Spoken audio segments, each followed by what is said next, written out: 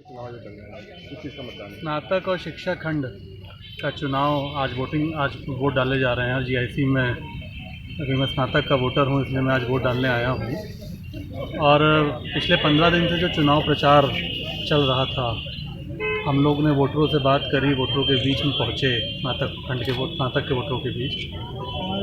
मुझे महसूस हुआ कि वोटर का रुझान भारतीय जनता पार्टी के प्रति बहुत तेज़ी से बढ़ा है और मुझे पूरी उम्मीद है कि इस चुनाव में भारतीय जनता पार्टी के प्रत्याशी इंजीनियर अवनीश सिंह की भारी मतों से जीत होने जा रही है। शिक्षक खंड के वोटरों से भी मैंने बात करी थी, मैंने मीटिंग करी थी और जब एक एक करके बात हुई और काफ़ी लोगों की राय निकल के आई, तो उनकी राय भी उमेश द्विवेदी जो भारतीय जनता पार्टी के शिक्षक खंड के प्रत्याशी हैं उनके पक्ष में ही आई।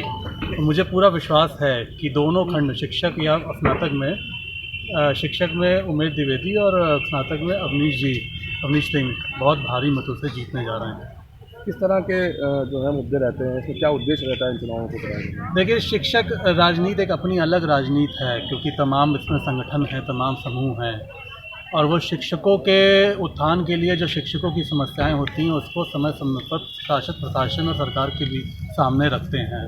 हम लोग ने भी देखा, हम लोग भी जाते हैं, जब बात करते हैं तो ज़्यादातर माध्यमिक और उच्च शिक्षक जो होते हैं और बेसिक शिक्षक भी, वो लोग अपनी अपनी समस्याएं रखते हैं, चाहे वो मुख्यमंत्री जी के पास जाएं, चाहे वो शिक्षा मंत्री के पास जाएं।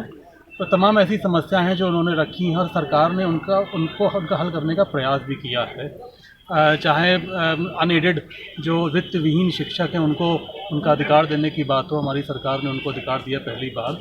ये तो समस्या तो उनकी काफ़ी समय से थी, लेकिन बीजेपी की सरकार आने के बाद वित्त विहीन शिक्षकों को उनका अधिकार मिला है। तो ऐसी तमाम समस्याएं होती हैं जिनको उठाते हैं और मैंने भी वादा किया है शिक्षकों से कि जहाँ तक हम लोग जो भी प्रयास हम लोग भी कर पाएंगे, सरकार के साथ बैठ के आपकी समस्याओं का समाधान करने का प्रयास करें। बेरोजगारी एक बहुत बड़ा मुद्दा है, काफ़ी स्नातक ऐसे हैं जो आज भी बेरोजगार हैं।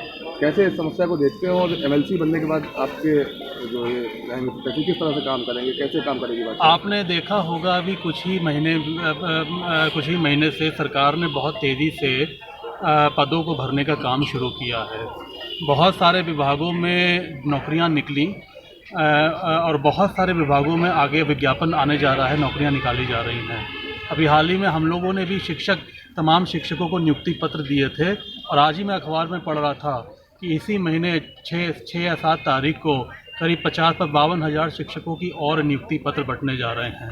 तो हमारी सरकार ने जो वादा किया है कि हम नौजवानों को रोज़गार देंगे जिससे वो अपने पैरों पे खड़े हो सकें, उसके लिए काम कर रही है।